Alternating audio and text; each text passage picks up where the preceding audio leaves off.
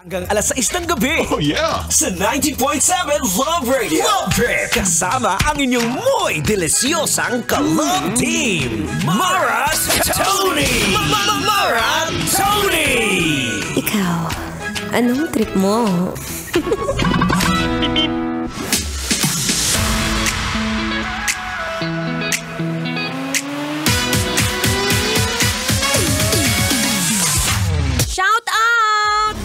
Shout out sa'yo na mahilig mag-post ng kung ano-ano, wala ng katorya-torya. Oy, sabi ko nga sa'yo, okay lang naman mag-post. Yung mga bagay na pinopost mo, basta make sure ready ka nang ma-judge. Kung hindi ka ready ma-judge, kung ayaw mo yung mga basher,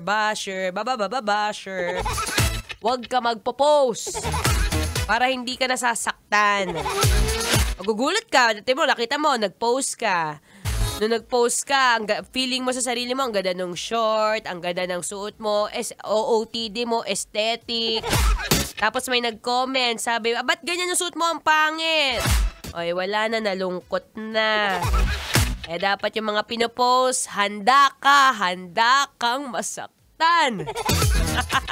Anyway, nagbabalik po ang inyong kadaldalan na daldalerang atleta DJ Mara Tony.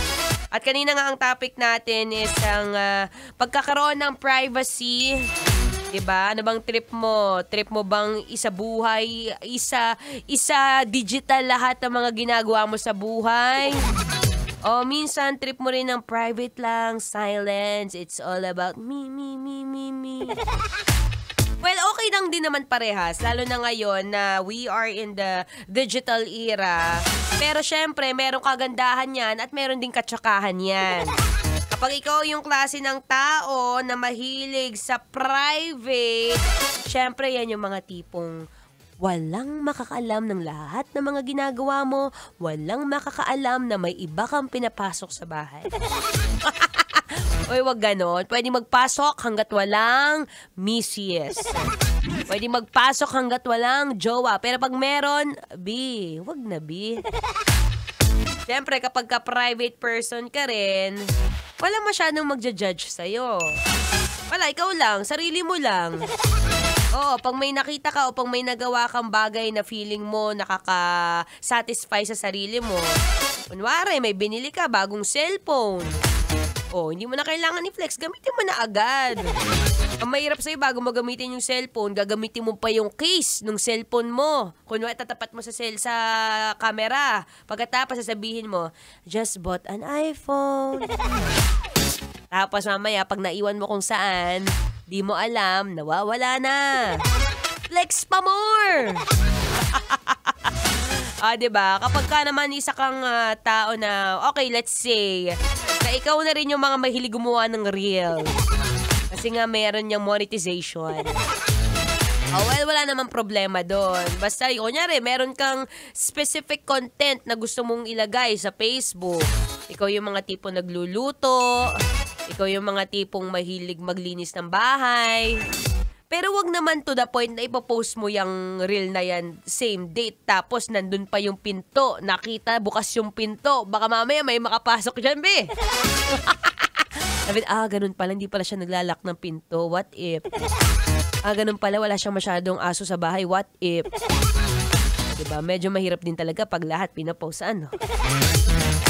Kaya you heard it right. Ikaw na nakikinig ngayon, okay lang magpo-post. Depende naman yan sa trip mo eh. Kung trip mong mag-post, i-flex, o yung may mga bagay kang gustong ma-inspire ang mga tao. Ako, madalas sa pinopost ko sa Facebook, kaya yung mga takbo-takbo na yan. Depende na kung may hawak ka o hindi, basta ipopost ko yan. Basta yun yung way ko para ma-inspire yung mga taong tinatamad. Yung mga taong gusto magpasarap, yan. Pero hindi na ako para mag-post ng mamahaling sapatos na binili ko kanina lang. Hindi na ako para mag-post ng binili ko sapatos. Just bought a 15,000 running shoes. Di na, Diyos ko, puro kayabangan. Anyway, it's all up to you, darling. And again, maraming salamat po sa lahat ng mga nakinig, nanood at nakipagdaldala na sa inyong daldalerang atleta DJ Mara Tony. Uy, sa mga pauwi, ingat-ingat. Susunod na po ang ating Spicy Opa. Walang iba kundi si DJ Kim Chino. Kaya naman tuloy-tuloy pa rin ang takutan. Ay, hindi pala. Tuloy-tuloy ang ating Feel Good Music ngayong Feel Good Wednesday.